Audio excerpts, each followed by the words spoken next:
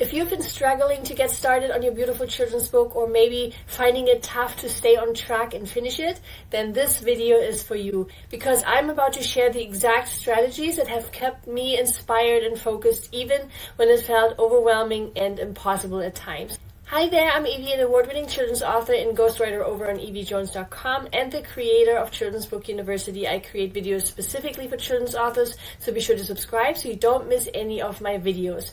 If you're like me, you may have noticed that the moment we decide to write a children's book, we are so immeasurably excited and can't move fast enough. I love this feeling so much, and I still feel this way today whenever I begin a new book. But with every new book, I've also noticed that there's always a time where I lose a bit of steam. And it's often during that time where aspiring children's authors separate themselves from published children's authors. It's during that time where we either quit or keep going. And I want you to keep going. Why? Because sharing your precious story with little ones is one of the most beautiful and most fulfilling feelings in the world. With Children's Book University and within my videos here too, I always talk about the importance of knowing our why. Why we want to write our children's book in the first place. Because a strong enough why is something we can use as motivation whenever we are facing a bit of a challenge or bump along the way of creating our beautiful children's book. So many fellow children's authors who have read my book, How to Self-Publish a Children's Book, have shared their beautiful and often really touching why with me. But beyond knowing our why, writing it down and ideally displaying it someplace where we see it every day, there's so much more we can do to ensure we stay motivated throughout the creation process, from the writing of our story all the way to publishing and marketing it. So in this video, I'd like to share 5 of these additional ways or methods that I like using myself to stay on track and motivate myself, and that have helped me write, co-author, and ghostwrite now nearly 70 children's books. But before we dive in, I wanted to mention 2 side notes here. Side note number 1 is to please hear me when I say you don't have to use all of these methods. Instead, pick 1 or 2 you feel would work well with your own preferences and habits and give them a try until you uncover which one of these works best for you. And then use it to motivate and truly empower yourself by applying them. And side note number 2 is to listen to these 5 suggestions with an open mind. Instead of thinking, Eevi, I already know this, have an open mind and think, what can I take away from this? I may already do this, but how can I implement what Eevi shared and tweak it to make the way I do things even more effective? So let's jump right in. Method number 1 to help us get started or stay focused on the writing of our beautiful children's book is to break our journey down into bite-sized steps. One of the most powerful methods to stay on track is to have a roadmap, a plan that lays out what steps to take and when to take them. Whether we use steps like they are outlined within Children's Book University, where I literally take you through the entire step-by-step process of creating an actual children's book, or if you're using resources like my visual roadmap over on eevijones.com. Whichever one you may decide to use, what's important to know is that having something to guide us through this process step by step is key to staying motivated. Because that way we know that while we may not know the individual steps just yet, as long as we follow the path that has been laid out for us, we will 100% get to where we want to go. Method number 2 goes hand in hand with having a step-by-step plan, and that's to now schedule our steps. Things that get scheduled get done, whereas things that we simply plan on doing someday will not, because everyday life gets in the way, and so things we wish to do and wish to accomplish one day will always get pushed off until we have completed the things that were actually scheduled. So if we are serious about creating our beautiful children's book, we have to schedule it and add actual target dates. Our scheduling and our target dates do not have to be rigid in any way. Instead, we can make it flexible, adjustable, and fun. This right here, for example, is how I like to schedule my writing process. I usually use a visual progress bar that has a start date and an end date, and that shows the individual stages like writing and illustrating, along with a date by when I plan to have reached each of these stages. And to keep track, I color or highlight my progress within each of these fields. I also keep myself accountable on a daily basis by tracking my progress. For example, I dedicate at least 30 minutes a day to the writing of my children's books. And so I've added this goal to my daily habits tracker, where I get to fill in the bubble each day I really did work on my book. That way I see my daily progress, which feels really encouraging and empowering to me because I see how I'm actively working toward my goal. And I track my progress of reaching my goals on a bigger scale as well that gamifies this entire process.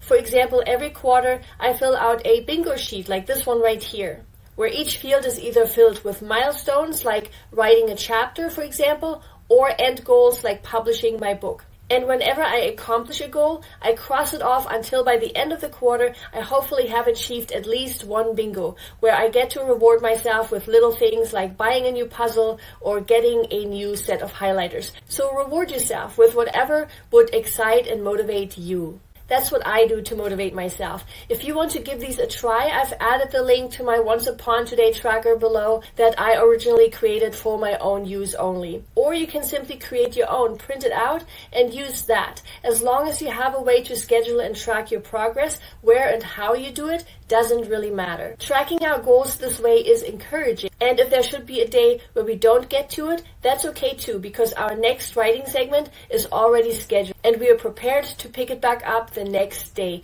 without any blaming or feeling discouraged. And that right there is so important. It leads me to my biggest ninja tip when it comes to ensuring that we finish our beautiful children's book. And that's to be careful with taking breaks, because what gives us power is our excitement and our continuous action taking. And so once we stop that, it might get tricky to pick things back up. There's always something we can do. Just one tiny daily action that gets us closer to our goal, even if we just have a minute or two that day. For example, sometimes we may not have the most productive writing day, or we are just too tired and simply may not feel it that day. But instead of skipping working on our book altogether, we could simply brainstorm whom we could approach once our book is published. Or we could read a chapter in my how-to book.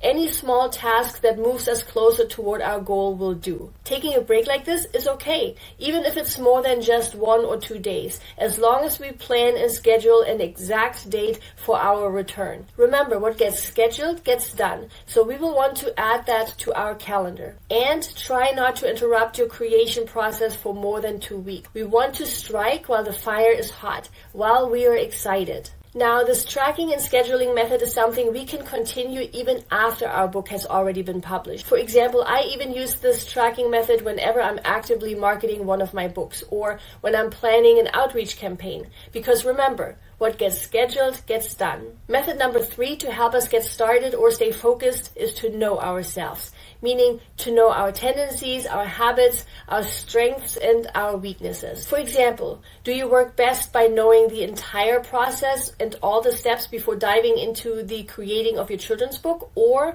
do you prefer taking it one step or one milestone at a time, where you only learn as much as you can about your current step and then take action and implement what you have learned before moving on and learning more about the next step? Everyone approaches things differently, so choose whichever method works for you. Just know that oftentimes feeling the need to know everything before getting started can actually hinder us from moving forward altogether. Because looking at all the steps beforehand can often make us feel a bit overwhelmed, when in fact all we need to do or take is simply the next step. One step at a time, not all steps at once. And I say that because something I have seen so many times now is that many of us watch so many how-to videos and read how-to books without taking action, because they feel they need to first know everything there is to know about the process. And while this can be a valid way to reach our goal, we will also want to make sure that this isn't in fact us procrastinating,